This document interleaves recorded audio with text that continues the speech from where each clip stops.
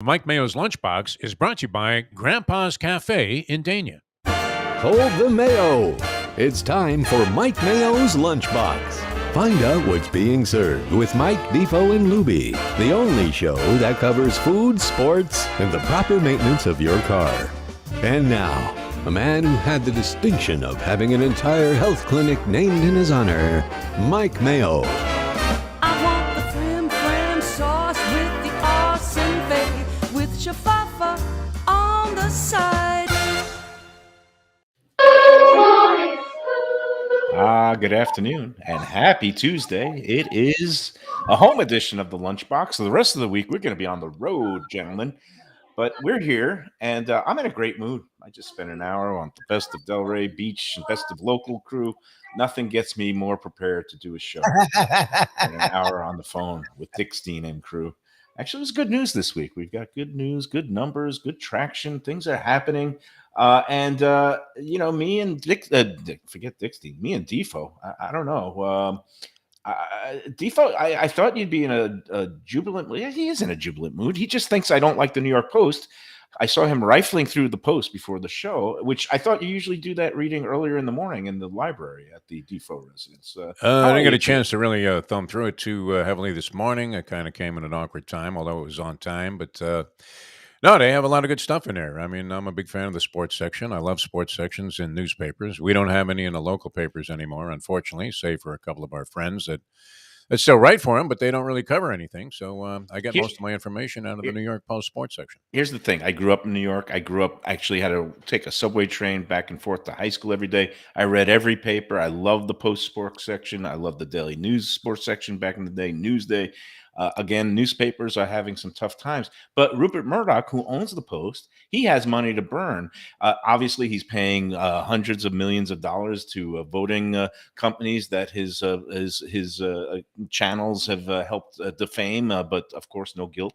He has who knows how many millions of dollars to fire and make Tucker Carlson go away, just as he did with Bill O'Reilly and Roger Ailes. And he has millions of dollars to just blow on having a newspaper that's going to lose millions of dollars, but still have a ample coverage and ample staff. And that's good. I'm so glad that Rupert Murdoch still actually spends good money on good things as opposed to good money on not so good things. But I digress. I have a New York Post sports section story. It relates to basketball and a possible Heat Knicks rematch. This again last night. Jimmy Buckets, Jimmy Butler. We're gonna. Man, I'm all over the place after these meetings. I don't have an organized thought in my head right now. But let's start with this. I'll start with the New York Post story because it's amusing. Back in my sports writer days, and God, I can't believe it's been like 25 years ago when we're talking about those epic Heat Knicks battles, right? And you remember those, Defo, right? Classics. Usually the Heat ended up on the wrong side of the last bounce in those series. But at the time, it was Pat Riley was the coach for the Heat, and Jeff Van Gundy was the coach for the Knicks. Sometimes would be dragged around on the floor by Alonzo Mourning when he would kind of latch onto him during these fights. But one time I would cover the games on the road. We all would, but I would get sent up there as the advanced man to New York because I had my New York residence at the time.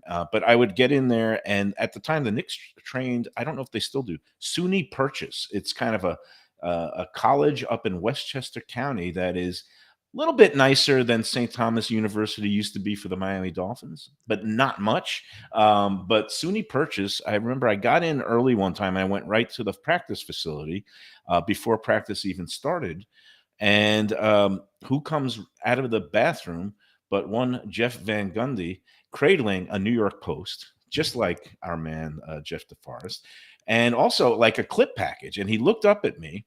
And I forget the particulars, but I basically used the moniker Jeff Van Grumpy because he was very upset about something during the previous game and the press conference. So I called him Van Grumpy, which was not original. The tabloids used it a lot, but he just looked at me and he just said, Van Grumpy. Huh. That's it. Which told me two things. That one, Jeff Van Gundy, very media savvy guy, that he knew one of the opposing team's, home paper columnists at the time. That he read his clip packs and he also enjoyed it. It also kind of, I thought to me, showed a sign of respect that he must have like read the whole thing and maybe thought I had some points, but I had to take a little dig at me. Or maybe I'm just overinflating my own self-worth, Defo. But I just got a kick out of it. A guy coming out of the crapper with a New York Post in his hand. You'll see me do that every morning, every single morning. I take it in and I bring it out. It humanized the guy, and I guess there is no more human coach, or used to be, in the NBA than Jeff Van Gundy. And of course, now he is a You great. see shoes, socks, underwear hanging around a guy's feet, and you can assume he's reading the Post if you're in New York. Especially in New York. So Yeah. I don't know how we started the Lunchbox on that note. That is my own darn fault. I'm going to blame Dickstein on this one. But I do want to talk a little bit sport, because this is the time of the year. You know me. Usually I am the sports cynic. I don't like to pay attention to regular season sports. You know why? Because it's meaningless. But I love this time of year because the games are meaningful. And last night's game, Jimmy Butler, I mean, people are going off. It was just something to behold. I mean, just this is what sports is all about. When one athlete at his peak just delivers a superb performance the way Jimmy Butler did last night and just took over the game, and just, when the Heat were down and everybody was writing him off. I know Lubie was. I almost switched it off at that point. I was hopping around the channels between hockey. But lo and behold, something magical happened. And what were your impressions of it, Mike Lubie Lubitz, as a kind of a fan who wears his heart on his sleeve and is quick to throw away the team? Yeah. I heard it might be an understatement. Because of the way, howdy, Bonnie, the way this series has shook out from even before, I've had low expectations, so I've been able to watch the games and not like freak out too much between the ebbing and flowing of it, because I have very low expectations of the game. But you could see something was happening with Butler, and when he has these kind of games, and we've seen it going back to when they were in the finals a couple of years ago. Even that, not even the finals. I mean, the Eastern Conference Finals against that Boston Celtics series was epic. When he starts doing this, it's like you sort of got to hang around, because even though his teammates were not really there for him for the first 3 quarters, they always seem to find a way to get involved. And I was just waiting for it. And Reggie Miller, who we've land-based, because again, Giannis is more important to the Bucks than he was for the Heat. Obviously, yes. You made that comment in the first game when both guys got hurt. He kept saying this over and over again during a game, and I'll say this a lot: you don't let a team hang around. You don't let a team hang around. And even though the Heat were down most of that game, and they didn't have the first lead until the 4th quarter, it never went out of hand. It wasn't like 2 games ago when the Bucks went crazy. Like, they kept it within 10. And it was mostly because of Butler. Right. So I didn't change the channel. I didn't go anywhere. I was honed in on that game. And you could see around the 6-minute mark, it was like, all right, let's go. Yep. And it was a party. And for whoever, because my buddies are Knicks fans and they were into it. Like, Brian here is a guarantee, no matter who you're a fan of, that last 6 minutes was why people love sports. Yeah. It was 2 heavyweights going back and forth, and forth. It was scintillating action. My main concern, I wore my cynical sports columnist hat for 1 second, is like, yeah, I know he gets jacked up and you love the way he works and when he gets into the game. But the hanging on the rim, he almost hurt himself when he swung off and he kind of was doing backtracking backwards. I thought he was going to pull a Tua and slam his head on the floor. Did you see that part, Defo? I mean, he held his balance, but he hung on that rim so long, and he was just like, I know it's just pure emotion, but he almost did something silly in the end with that. I looked like a trapeze artist who lost his balance. You were hoping there was a net. It was a great performance. I would say this, that, having been here 42 years, covering sports the entire time, you always think the latest is the greatest, but that would have to rank among certainly the top 5 vintage performances we've seen by any individual in any sport here in South Florida. In one game, yeah. I mean, in a playoff situation, postseason. Any game, anytime. I mean, as spectacular as any performance by any individual we've seen. It was electrifying. Now, you had people making pronouncements last night that it was, the single greatest Heat playoff, individual playoff performance ever. And now here's where I'm going to mount my case and argument against that. Like, in a vacuum, what he did last night was incredible, scintillating, a joy to watch, 56 points, incredible. And it would be, in a vacuum, the single greatest playoff performance by a Heat player. However, when you put it into fuller context, that it was a home game, that the Heat are already up 2-1. And yeah, it's a critical game because for really realistically to have any shot in this series, they do need to win that game last night. And it was psychologically devastating for the Bucks, but they haven't won the series yet. And they were up 2-1 and it's a home game. So situationally, I got to give the nod to what LeBron did against the Celtics back in the game 6, where he also single-handedly willed them on the road in an elimination game. And the context there is the big three would have been viewed as a complete disaster and probably broken up if they lose that game 6 to the Celtics in the conference finals, right? Was it the conference finals, I think? It was the conference finals, and that was pretty much called the blueprint game because the big three hadn't succeeded. They struggled that whole friggin' year. And people were saying if they lose that game to an old Celtics team, they may break up the goddamn big three. They may have. So, in context of what was at stake in an elimination game on the road with all that pressure, I'm giving the nod to LeBron. Not that, this is one of those silly sports talk arguments, but I think, it makes for good fodder on a day like this because people are jacked up and they actually paid attention to a local sports team in the playoff game after watching that last night. So I know Pat Utter was happy. He was texting me all night, and he's a genuine local sports fan, but it also is good for the business at Shenanigans to have more Heat games, and it's looking like they might be a full round, especially against the Knicks, and that would be cha-ching for everybody who has a sports bar or is maybe a season ticket holder and maybe want to make a little extra on the side to sell them. No, our fans would never do that, right? Not at the Panthers arena. They never sell their tickets.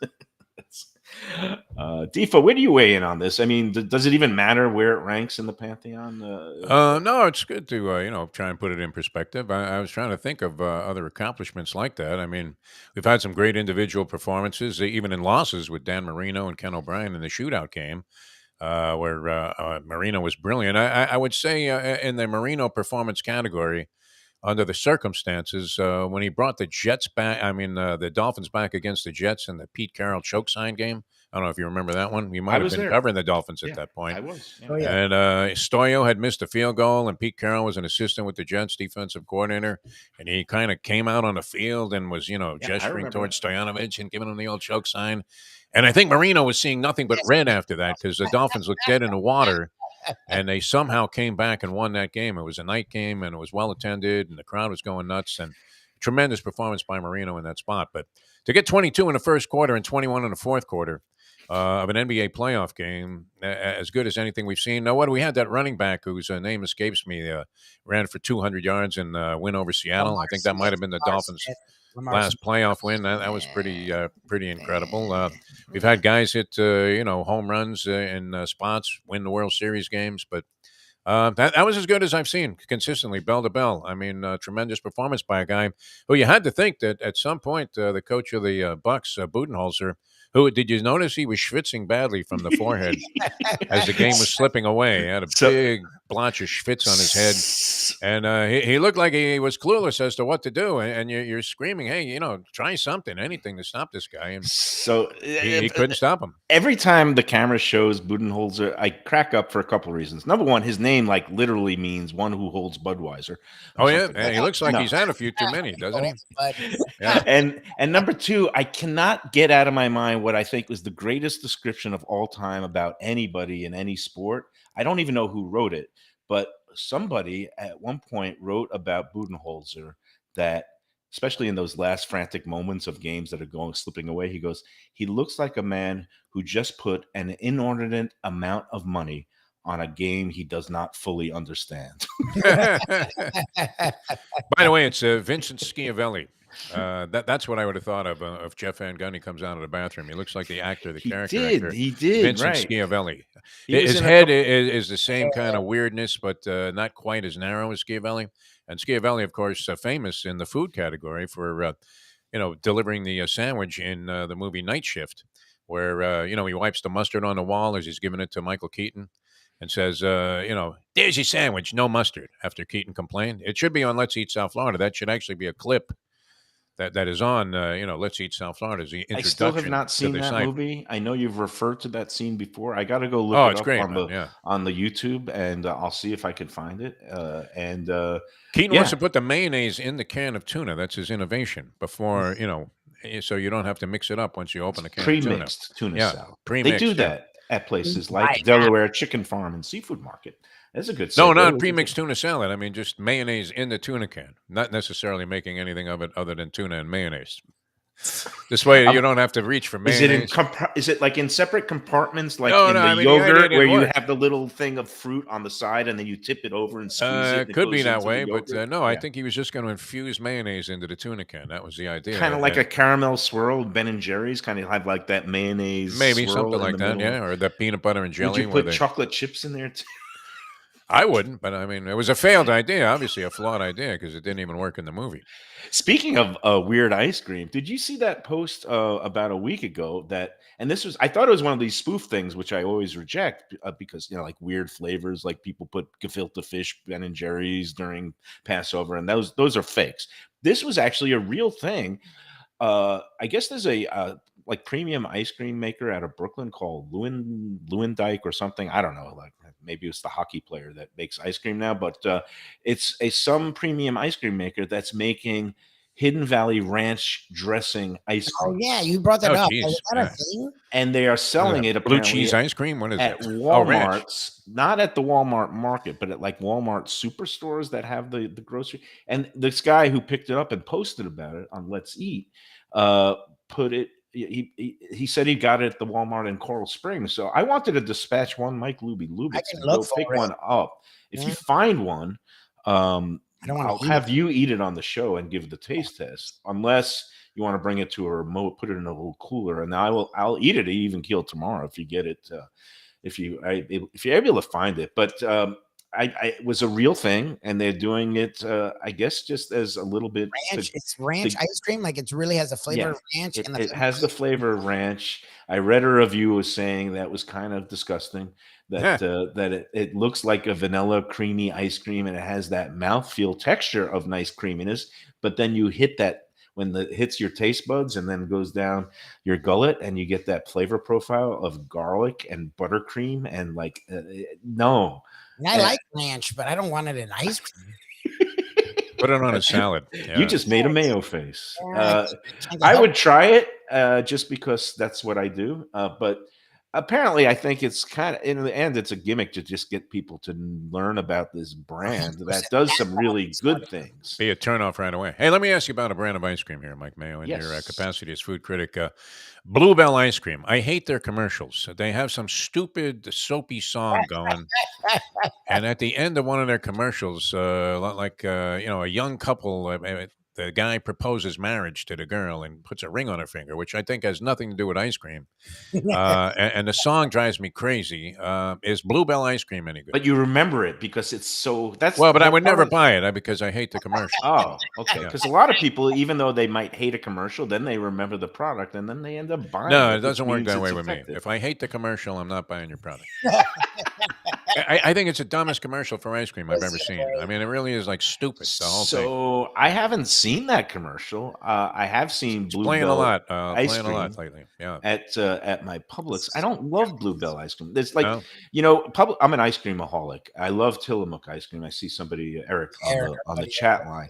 Tillamook, which by the way at my local Walmart neighborhood market goes for $4.87 per container, 1.5 quarts, as opposed to $7 and change at my local Publix. I always pick up the Tillamooks at my local Walmart market. I love that ice cream. It's from Oregon, and they use good, nice. It's a good dairy up there. They make cheeses, they make ice creams, and they have that the Tillamook mudslide flavor for chocolate lovers is good. They have a really good strawberry.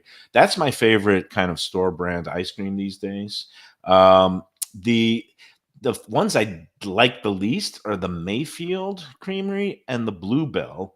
Anytime they're BOGO at Publix, I don't get ice cream. Yeah, I don't love Bluebell. I like Edie's, and when they're BOGO, I like their espresso chip is good.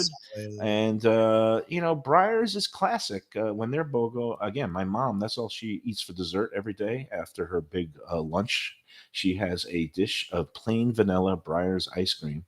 and there's something classic about that. They have very good vanilla. So that's my ice cream review in a nutshell. What's your weak spot? Are you an ice cream guy, Defo?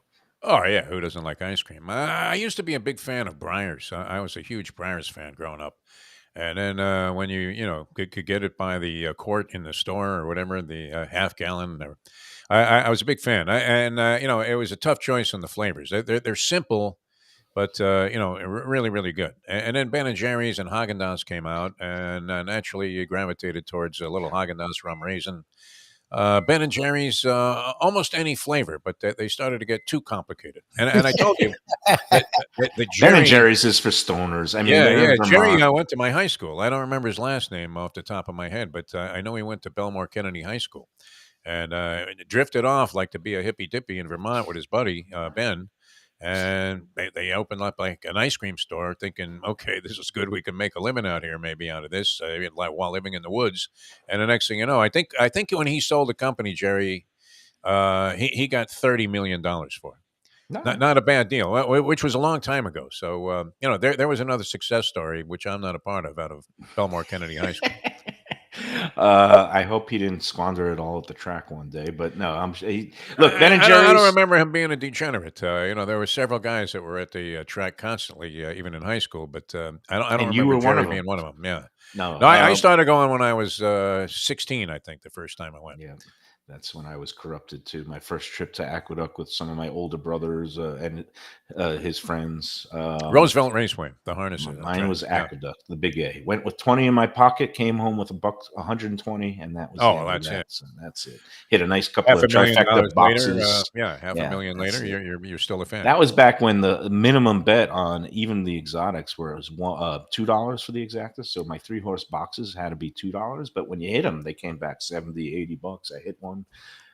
It's amazing how I could remember these things, and I don't even remember where I was 2 days ago. But Ben and Jerry's, the people on the chat line are chiming in that's BOGO at Publix this week, and I like my I saw BOGOs that. at Publix. People are very happy about that. And but too much Ben and Jerry. Look, the good thing about Ben and Jerry's is the pint is still a pint, 16 ounces, as opposed to Haagen-Dazs, which has had shrinkage through the years. Their supposed pints are now 14 ounces. That's not a pint, but the Ben and Jerry's still 16 ounces. And look, when it's BOGO, it's hard because you get into those things and it's late at night and you might have had some medication.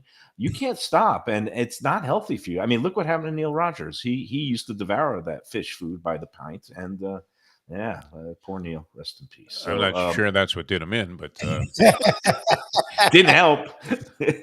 probably not the wisest health move that you could make if you're trying to Fish watch your food weight. was his Yeah. weakness. Yeah. The fish food that had the chocolate with the marshmallow swirls. Chunky and little Monkey cheese. and Cherry Garcia was always one of my favorites. I'm Ben not. and It's Jerry's. funny.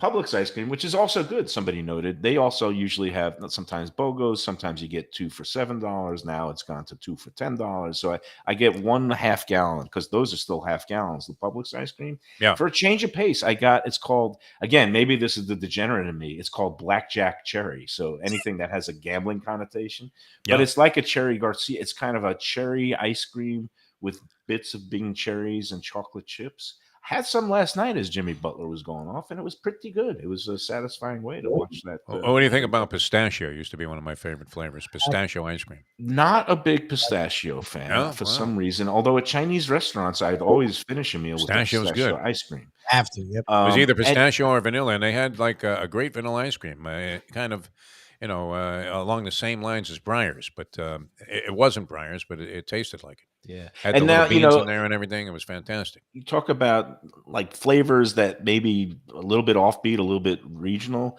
My daughter works at a local ice cream parlor that's kind of world famous, and she was mystified because basically, I guess it's big with the Caribbean community, but the like number one flavor that she was scooping for a while, week after week, was nuts. grape nuts. Like It was actually pretty solid Grape when we nuts. had it at Wow. Cleveland's. I'm not they gonna lie, I never would they have thought make it out of the of grape nut cereal. It's one of those flavor profile. I don't know how and why it came to be, but it's just usually popular with the Caribbean community. And so she was just scooping grape nut after grape nut. She goes, "What's with the freaking grape nuts?" What about butter pecan? How do you feel about butter pecan? That was always one of my favorites. When it Coffee start, ice cream, also butter coffee pecan. solid. yeah, I'm a mocha guy. I love that blend I of used to love So that. coffee you're a and chocolate chocolate. guy through and through. Yeah, well, no, I have my vanilla moments, but I do like chunks of chocolate chips and All right. pretty much anything. So, yeah, everybody who doesn't love ice cream, we love this is good stuff. So, and people are mentioning the Carvel, and it Love is a tradition in my house because my birthday always falls Oh, around Father's Day. So, of course, Father's Day is time for Fudgy the Whale, and Fudgy is an annual birthday slash Father's Day tradition for me, and they always just put to a whale of a dad. And yes, I am looking like the whale, Brendan Fraser, these days. So, Are there any other Carvel locations besides the one in Hialeah on no, 103rd there's a Street lot and of them 4th? around. And actually, fries. I have a couple near me. One in Sterling Road in Davie, just a little bit west of the Hard Rock, and in that same plaza as my new favorite Chinese Cantonese place, Hong's Barbecue. Right next to it, there's a Carvel. But my favorite Carvel now is the one that's closest to my daughter's school. It's out in near 595 and Hiatus Road in Yeah, I was gonna Davie. say there's one in like the And Davy. it's in that plaza. There's a Winn Dixie, there's a Lowe's, but a really nice couple. Opened it about, I'm saying it's going to be about 2 years ago. They opened like at the beginning of the pandemic. And they do a terrific job. Like their ice cream, they have different flavors that they make soft serve, like a coffee and a pistachio, besides the usual chocolate vanilla swirl.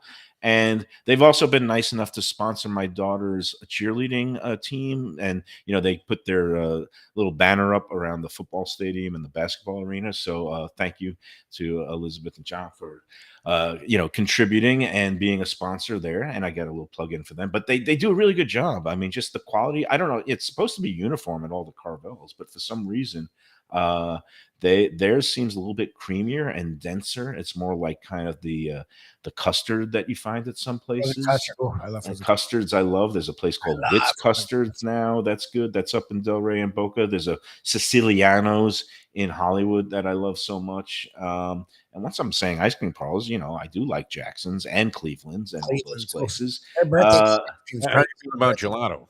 Are there Gelato, gelato places that people recommend here? yeah, and Wow. gelato is it's Italian. It's actually a little bit less dense or less butter fat than Delicious if ice done cream. right. I I mean, was Yeah. yeah. There's a gelato place on Hollywood Boulevard that I don't know the name, but it's very close to also the railroad tracks and Dixie Highway and Hollywood Boulevard. They do a Mexican hot chocolate, like a one of those that has the what's the spice in that? The cayenne pepper that they blend in with the dark chocolate. They call it Mexican hot chocolate flavor. It's delicious. That's a gelato place. So you got me on a roll here. I could talk ice cream all day. No, you're very knowledgeable in this I love category. It's gelato. So fantastic. that's Yeah, good. and the In people fact, love it. They all have an opinion on it. And this all started because I hate the commercial for Bluebell ice cream, which I don't know how it leads to this young couple getting married. That they're sucking down this vanilla chocolate strawberry combination there, little yeah, Neapolitan. yeah. And if it So does, you would want to possibly stay away from it or reconsider and maybe try another flavor. If this that's is your going to drive me. propose. I'm going to have to eat on the show today. I'm going to go right to the fridge. I'm going to go get my What do you blackjack have cherry. stocked usually in terms of ice cream? I mean, what we try to keep none because obviously it's all going to be eaten and consumed. So Yeah, this has I been stay this away from is buying it. I mean, I roll by the freezer area there when I'm shopping, and I'm thinking, I should pull maybe something light, like maybe some sherbet or something out of there. And then I'd say, nah, nah, much Nah, better off if there's nothing there to even tempt you. this has might be been good my hacks. downfall because I don't know if it's the stress of everything this year between lawsuits and floods or whatever, but I am just like I'm stocking up ice cream every time I go to a supermarket. If I see a BOGO or if I see, something that looks reasonably, I'm stocking it. And again, my mother has it every day, so I always have at least like two things of the Breyers vanilla in the freezer. But then I usually have a couple of things because sometimes the Breyers is BOGO, so I get one vanilla for mom and then something for me.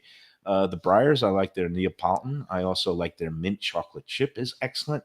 Right now in my freezer, you'll find that Blackjack Cherry from Publix, along with another Publix. They have the organic kind of upscale Greenwise brand. They have something called like a chocolate truffle, and it has like chocolate Truffle. with little bits of like chocolate shavings, or it's not like chips, but it's like kind of it's like little bits of high quality like chocolate that's blended into the whole chocolatey mix. And so that's what's in there now. Probably not much longer with all this playoff activity. I have been eating too much ice cream, as you could see. Does IHOP still have ice cream? They used to be big. Remember when House of Pancakes was a place to go for an ice cream? I don't No. know that. I Never know did that that. Yeah. Baskin Robbins Oh no, still Howard has it. Johnson's. I'm thinking Howard Yeah, Johnson, not Yes, IHOP. yes. Howard Howard Johnson.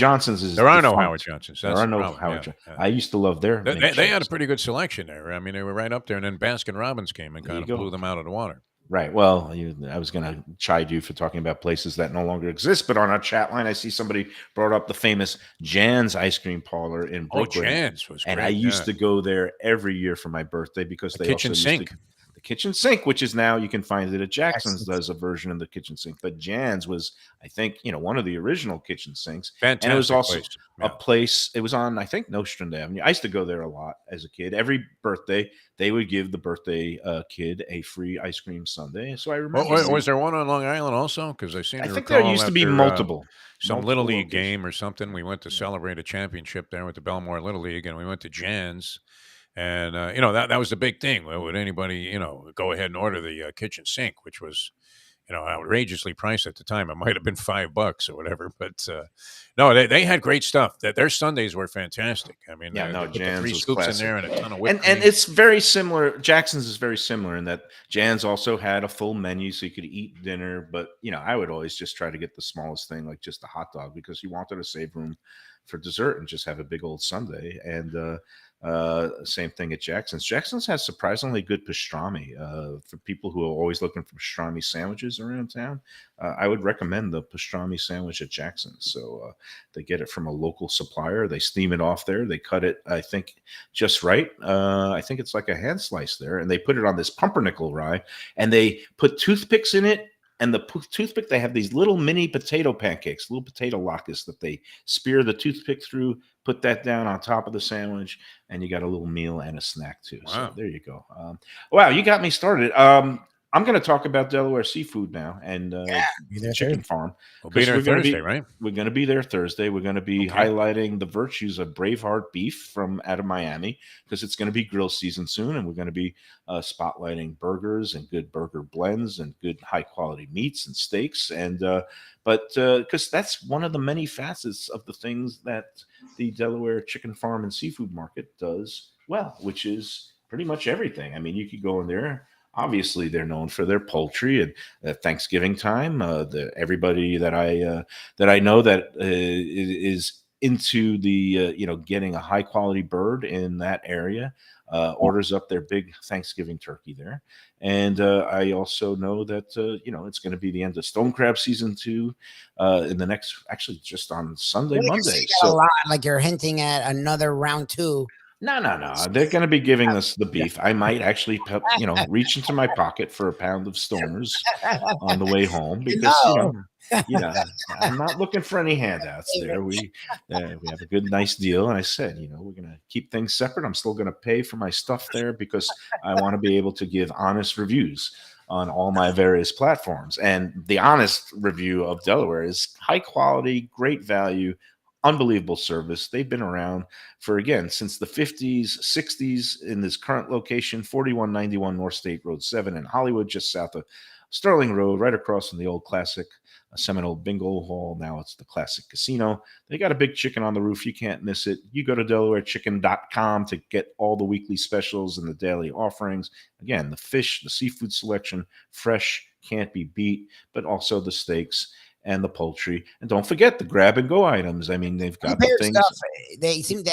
I go in there and look at every time they have like chicken parm, right? Like they have prepared meals that I presume Yeah. are really good because everything else they've done there is really good. And they'll steam off your lobster if you want to buy a lobster or get some crab cakes. They'll also bake them so that they're ready to eat right when you get home, or in Defoe's case, right when he gets behind the steering wheel of his Yeah, car. I was just thinking about steaming a lobster and trying to eat it while driving as an opening It's going episode. to be the new show. That's while that. backing out of the That parking I would lot pay there. to see. I don't know if Yeah. I want to be a passenger at the time, but Well, I you would have to pay be see because that. that's going to be your role on the show. Just be in the Oh, back seat.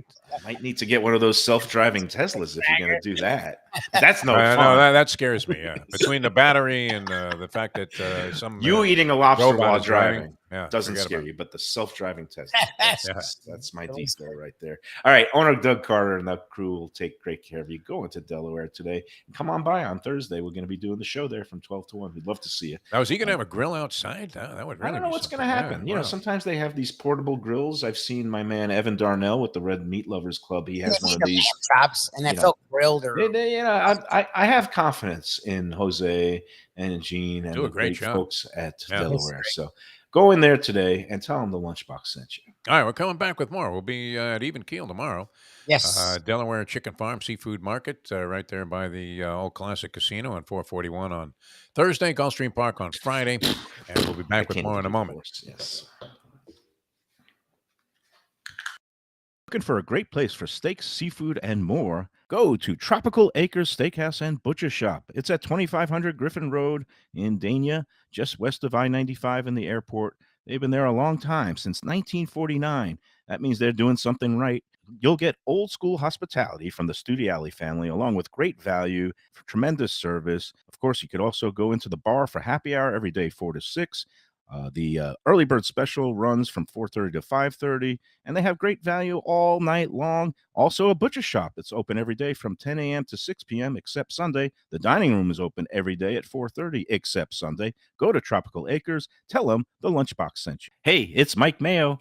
When the Brooklyn boy in me wants a good bagel with Nova or some matzo ball soup, homemade knishes, or a great deli pastrami sandwich on rye, you know where I go? Grandpa's Café in Dania Beach. It's been around a long time, an institution, but a little over a year ago, a pair of New Yorkers came in, bought it, and refurbished the place. It's beautiful, and they are now serving great breakfast, brunch, lunch. They've got the omelets, they've got eggs Benedict, they've got all kinds of great baked goods like rugelach. Grandpa's is just off Federal Highway on Southwest 1st Street in Dania Beach. It's open 7 days. Go in there, tell them that the Lunchbox sent you. When I'm looking for some wicked good food for a wicked good lunch, there's only one place to go. That's Wicked Cheesesteaks in Fort Lauderdale. It's at 4824 North Federal Highway, just south of Commercial Boulevard and across from Holy Cross Hospital. My friend Brian there, he will hook you up with some really tasty treats. They've got cheesesteaks, just like the best you can find in Philly, along with lobster rolls, because that's where he's from, Maine originally, and they have wings and pizza and everything you want to have a really good time. Wicked Cheesesteaks, they're open every day but Tuesday. Go in there on a Wednesday. They got buy one, get one on cheesesteaks from 5 to 8 p.m. Check them out online, wickedcheesesteaks.com.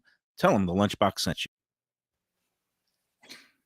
People come to me and say, Mike, where should I go out to eat? I got guests coming from out of town. Where should we go? Café Seville. That's the answer.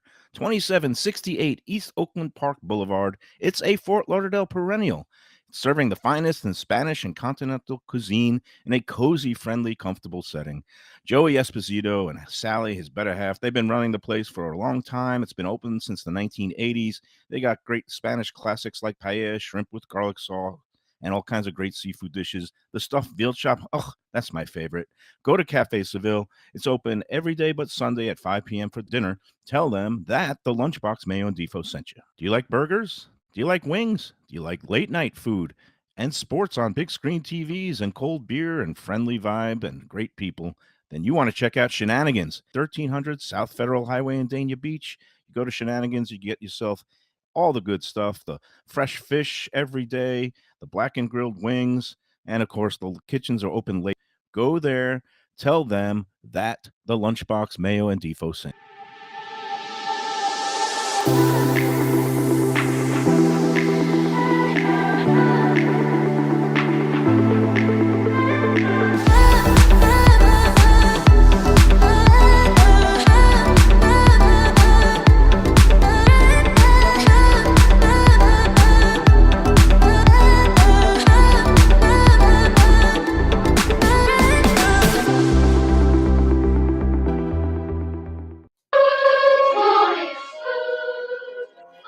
back on the Lunchbox and Defo, the power of suggestion.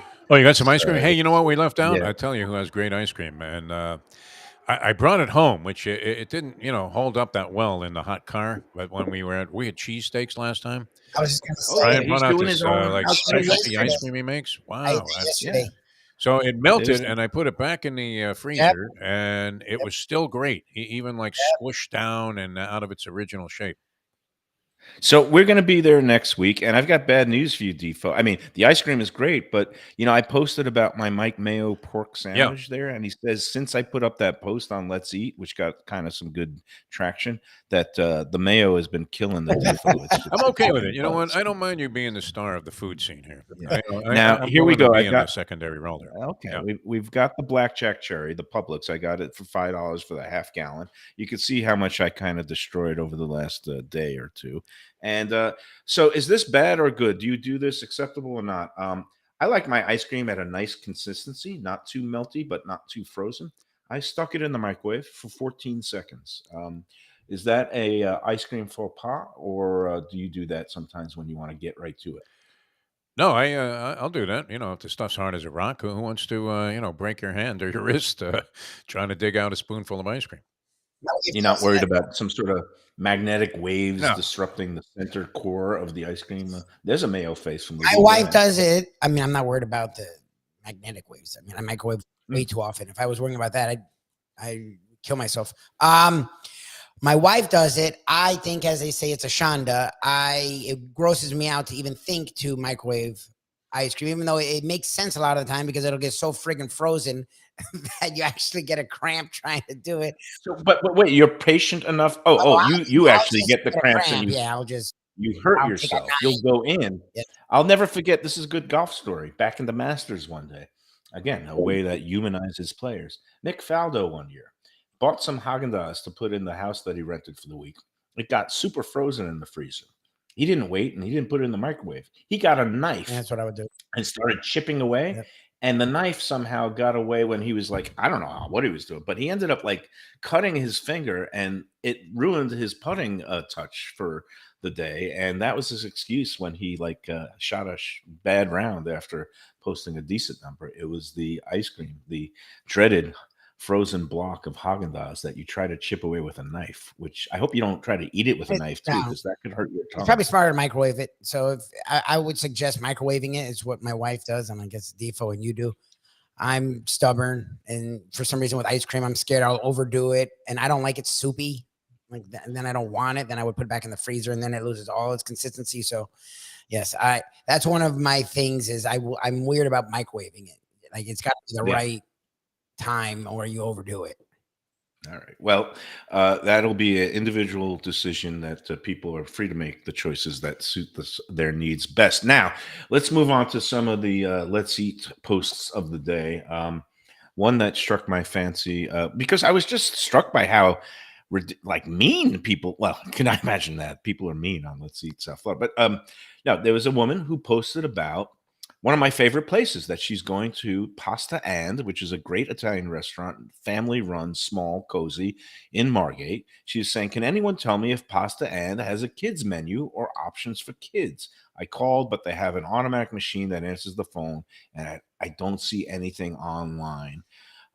So she just posted that, like, can you tell me, do they have something for kids? And just the gang all just started gang up on her saying, that's not a place for kids. Don't bring the kids there. And it just Oh, turned like a into nice this free place? for all. It's like fancy. It's not that fancy. I mean, look, it's a very pleasant place. It's European in its approach. It's relaxed. Okay. Yeah, it's upscale. It's not a cheap place. It's not a place you're going to go in shorts and flip flops. Okay. But if you have a well behaved kid that likes good food, which she says she did, but she didn't even get into that. She just asked the question. I answered it by saying, no, they don't have a kids menu, but they are a very gracious, hospitable family that I'm sure if the kid comes in there, they'll make him something he Oh, likes. The kid yeah. actually doesn't even like pasta, which is weird funny. because most kids just want plain pasta. I said, maybe have them try the polenta, a little tripe soup.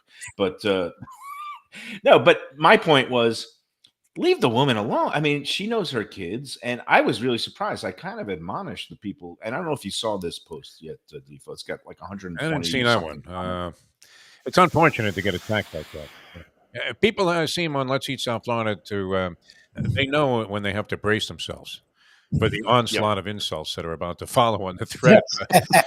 I don't see the harm in asking if a place has a kids menu. I mean, if the answer is no, then they might select another place to go. And the thing is, all these people who chiming in, she didn't ask whether you thought it was appropriate or what's the right They have age to start bringing them there. She's bringing her kid there. The kid, I didn't even get the ages, but look, my daughter, and this is called, parenting. Is like me and Michelle, when we were still together, we would go out to eat at nice places a lot. That was one of the things that we enjoyed, and we wanted to teach. And I think it's important to teach the younger generation that going out to eat is a treat, and it's an event, and it's also something that you learn how to do and appreciate, and it's for celebrations, and that kids need to learn how to behave a certain way.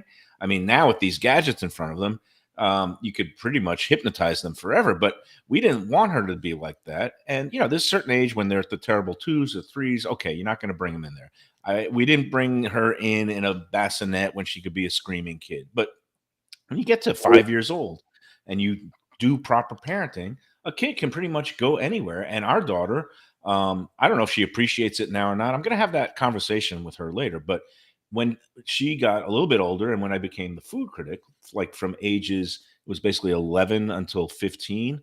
But when she was 11, we would drag her to these like 2 hour, 5 course meals that was like for my reviews. And she would get a little restless sometimes, but she always behaved herself and she'd never make a scene.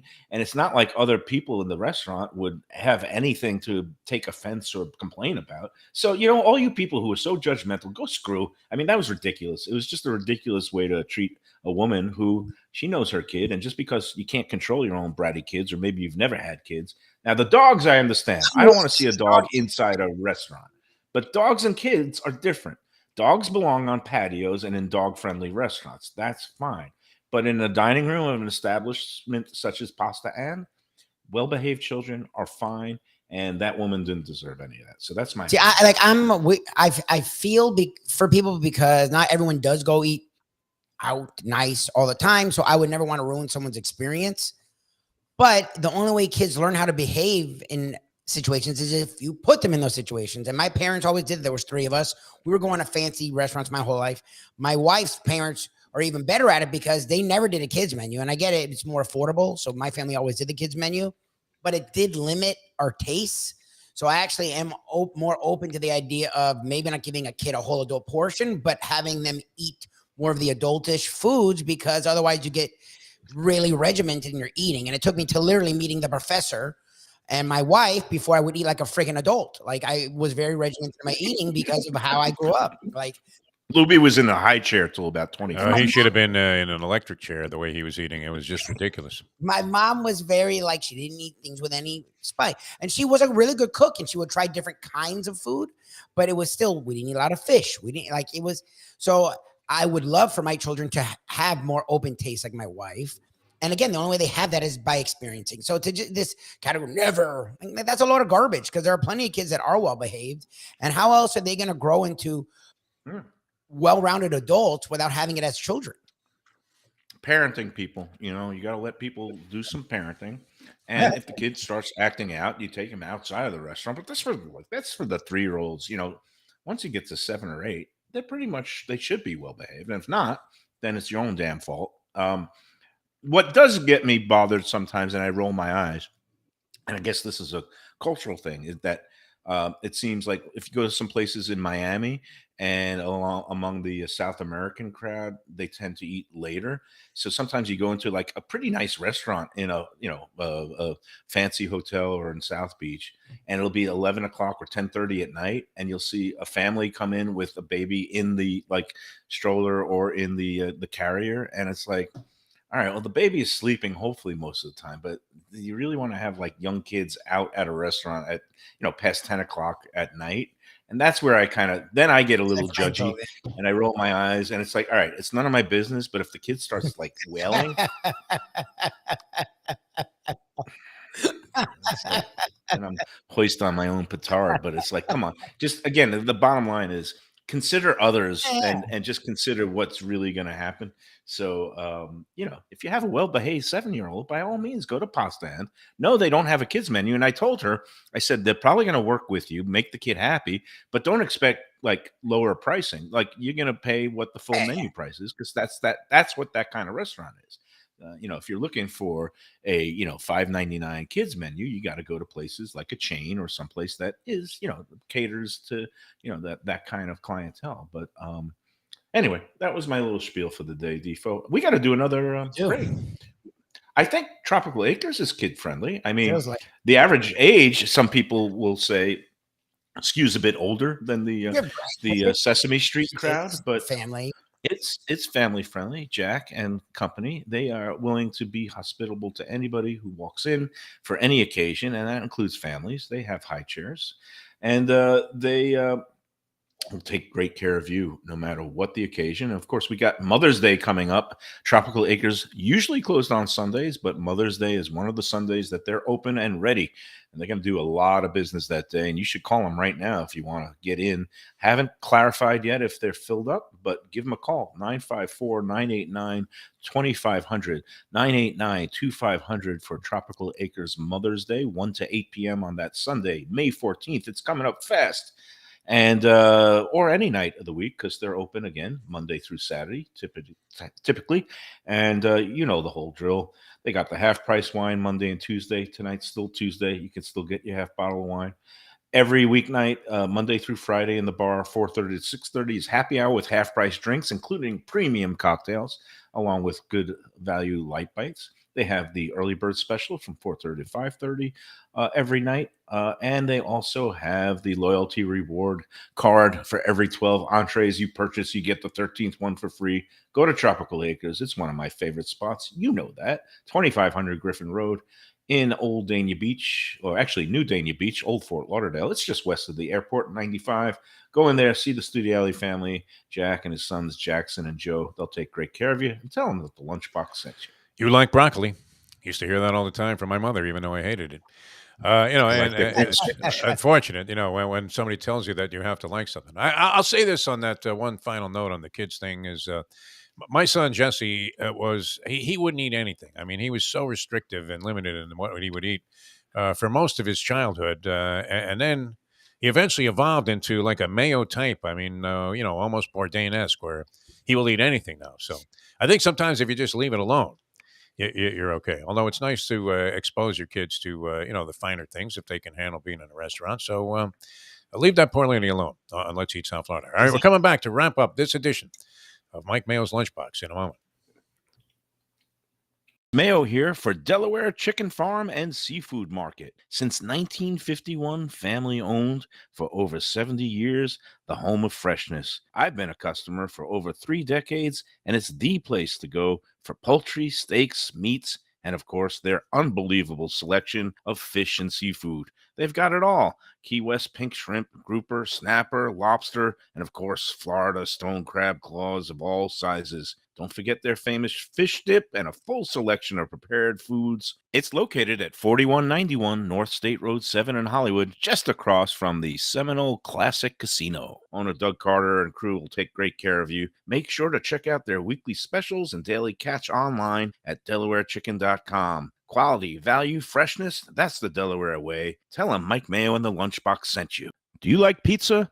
Who doesn't like pizza? Well, my spot for pizza is the Pizza Spot. It's in that little bit hard to find Riverside Park neighborhood of Fort Lauderdale, but it's totally easy to love. It's at 601 Southwest 12th Avenue, New Haven style, a pizza from Wade and Reese. It's a lovely outdoor spot. You could also pick up pies to go at 754-779-7788, 754-779-7788. Again, they're open every day but Monday for lunch and dinner. Some of the best pizza I've ever had. Go to Pizza Spot. They also have subs, salads, and more. Tell them the Gambling Gourmet sent you. If you like seafood in a comfortable setting, outdoors, even keel fish shack at the corner of A1A and Commercial Boulevard in Lauderdale by the Sea, that's my spot. It's upscale food in a down-home setting. The chef owners, Dave and Brad, do a terrific job with all the seafood classics that you want. They have the best grilled oysters in town, bang bang shrimp, lobster rolls, and deli fish specials. They also have weekend brunch Saturday and Sunday. They have deli happy hour 4 to 7, and they also have other weekly specials like mussels on Monday and oysters on Tuesday. Go to Even Keel Fish Shack and tell them that the Lunchbox sent you. Now we're back on the Lunchbox. I should stop eating this ice cream now. I got the blackjack cherry, and it's pretty good. Again, everybody, we're going to be at a Gulfstream Park, not just Friday for our usual show, Yeah. but for Sunday, we're going to have a Lunchbox brunch bash, courtesy of the fine folks at 10 Palms Restaurant and Joe Beja, the director of food and beverage. So come on out. And if you want to join us, I did get a couple of emails yesterday. So it looks like we're going to have, between past contest winners, Andy is in with a +1. I don't know who the +1 is, but we're going to have several past winners. A couple that I invited that, almost won, and Joe's going to pick up the tab on one, and I'll pick up the tab on the other until I guilt Joe into doing it this Friday. And then a couple of other people, Ken Rosen, I guess one of your, some good long-time watchers. Bonnie is going to be out of town, which is unfortunate. I would love to have seen Bonnie out there. I don't know if Sarni's in, but again, only $40 plus tax and tip for the great all-day brunch buffet. The first race is at 12:40. They open, I think, at 11:30. I'm going to get there. We're going to get there about noon. Targeting. So the Lunchbox festivities will commence right at high noon. Okay. Some of us will be high. Some of us will be waiting for our first Bloody Mary. No, I don't condone any of that kind of stuff, but it's just the reality. Condone whatever the hell you want to do. It's your life. Just be safe. As long as you have a medical card. Safety first is what I can. Yes. Anyway, it's going to be fun. Email me at mikemayoeats@gmail.com. mikemayoeats@gmail.com and just say, hey, I'm in. It's going to be 2 of us coming. $40 per person. You pay at the time when you get there. And again, plus tax and tip. So at the end of the day, it's going to end up being about 50-ish. It includes one mimosa. And if you're drinking extra, you're going to get an additional tab. And you'll have to also make sure to keep in mind to tip on what the full total would be. And, we're not cheap people. We're good. We know how to throw it around, especially, we're going to be hitting winners, picking winners, giving out winners. Everybody's going to be just flush with money, and we're just going to be making it rain at the end. One last thing before we go, Defo. Is I didn't really get fully even today to that big thing over the weekend, which was the inadvertent double tip. A woman went with a large group. I think it was a group of 6. She went to the boathouse at the Riverside Hotel, which is a lovely spot on the New River in Fort Lauderdale. It's outdoors, very good menu, light bites, good cocktails. But for larger parties, it's printed plainly on the menu that for parties of 6 or more, they add an automatic gratuity of 18%. Now, what happened was, the server failed to communicate that when they put down the tabs. And I don't know if they were dividing up the bills or whatever, but you know what happens. There's the actual check that lists the different items you had, and some of that will have that it has an automatic gratuity in the tax. Then if you give them a credit card and you don't look at that slip real closely, which is known to happen if you've had a couple of glasses of wine, but if that credit card slip that you run and they bring back, it doesn't have all those details. It just says total, and then it'll have a line for tip. What you should do as a server in a restaurant that adds an automatic gratuity is communicate and say, when you're dropping the credit card slip, hey, by the way, our policy is we automatically include gratuity for larger parties. But so there is an additional tip line. There's a tip line on your credit card slip, but it's already been paid for. But if you feel the service has been good and you want to leave additional tip, that's fine. We look forward to seeing you again. Okay, and I get it. Andy said that too, and that's fine. Yes, I love the server to tell me everything. That's usually the goal. Okay, when does it not tell you that it was like? Here's the thing. When I go to certain places and if I just give them a card, then that's on me that I didn't look at the thing. Like one thing my father-in-law does, and I give him credit, is every time we go out, and it's not a money thing. He just wants to make sure he doesn't get overcharged. He goes out. He's meticulous. either be one of those people. If you're going down everything, Let me ask you this: is he honest? Like when he sees that they left something off, will he say, "Hey, you forgot to 100%. charge us for that Coke"? I don't. Yes, I don't. We've never had it that way. It's only been. It's usually, I've had it that way a couple times, and I Really? keep my no. I actually I don't know. I've gone both ways usually take it. sometimes. But anyways, Yeah. But when they do add the thing, like this week when we were at the party, right? It was a big rehearsal dinner. But if you got extra drinks, you got your own tab. It said on there, gratuity included. Yes, they had an additional tip thing, which to me, I don't tip additional. If you're going to charge me, I'll give you what you want, but then that's on you. Even though I would have tipped more, that it's just a weird thing for me. But that's fine. I get it. You don't want to not get your tip at all. It's the smart thing for businesses to do for their employees. Fine. I don't know. Did they like? What did they like? Did they not have it on the receipt? Because usually the receipt has it somewhere that you already paid a tip of some kind. Again, there's the first check that has the stuff that you have that will have it on there, but people can miss that. And then if you run the credit card, again, sometimes the credit card slip will say additional tip, or they can program it in. Some places have a little stamp that says tip already included. You know, there's different ways that restaurants can communicate with guests. And I guess the thing that really upset the woman was that she felt duped. She felt like it was maybe a intentional thing by the server. I don't know. The restaurant itself, the management said that servers are supposed to mention it when they leave the check, even though it's already posted on the website and on the menu. And that, you know, they did more training, that all servers are supposed to say it. And what happened in this case is the woman complained very loudly on the group, also after sending an email to management. But what she didn't know is that they replied to her and they took off the extra 10. Nobody likes to feel like, you know, her whole point was they've lost me as a, you know, customer forever because of their greed. They're being, you know, penny wise and pound foolish. But, you know, what she didn't do is she didn't check her email. The restaurant made it right. They refunded on her credit card the additional extra tip that she left, that she would not have left if she knew that the tip was already included. And but that then had, you know, she didn't even realize it before flaming them all over. Who knows? You know, she did it on Let's Eat. I don't know if she also did it on Yelp or other places. That's what people do nowadays. It's not just good enough to like go to management. They go on multiple platforms. You know, Let's Eat is not good enough with 103,000 people. They got to go on Yelp and Google and on the, and it's just like, and the people did what they wanted, and the people gave them their money. How are you going to complain after you? People. Well, but again, she didn't realize it. She was complaining before she checked her email to see that they did the right thing. Two things: buyer beware. Check the bill before you sign a slip. Yes, in a perfect world, the server will mention it when they drop off the tab. And please check your emails. If you're going to complain, you got to give them a day. Okay, did they not notice it till like they got home, or did they notice it in the rest? Did they talk about that? Because to me, why wouldn't you try to make it good at the restaurant? It wasn't until after she got home. I guess, you know, that's sometimes these things happen. That's the restaurant's fault. Okay. People are rich, right? Lubie, what do I know? It's just it's a living.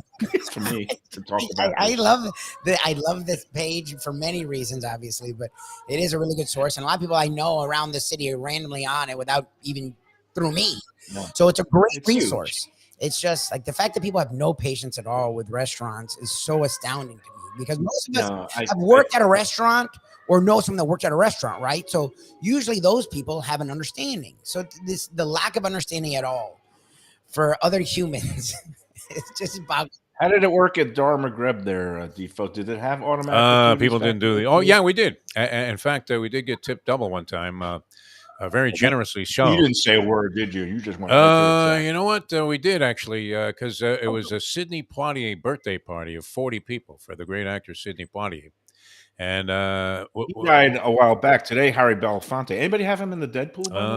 No, not involved in this latest edition of the Deadpool. But yeah, so because it was a big party, we put like a 15% was the going rate at the time tip on, and then they tipped very generously on top of that. And so we did feel badly about it because we didn't want to rip the guy off. And, you know, it was a famous actor and whatever. And, you know, you want the people to come back to the place, not be upset. And so we said, hey, you know what? We had already included 15%. And they said, wow, good job, guys. Because you're so honest, why don't you keep the rest of it, too? Nice. That's it. That was it. That's the kind of happy ending everybody wants. A happy ending to the show here, Mike Mayo. We'll see you tomorrow. Yes. Live. Okay. With that and a spoonful of blackjack cherry. Goodbye, everybody. Enjoy every ice cream and enjoy every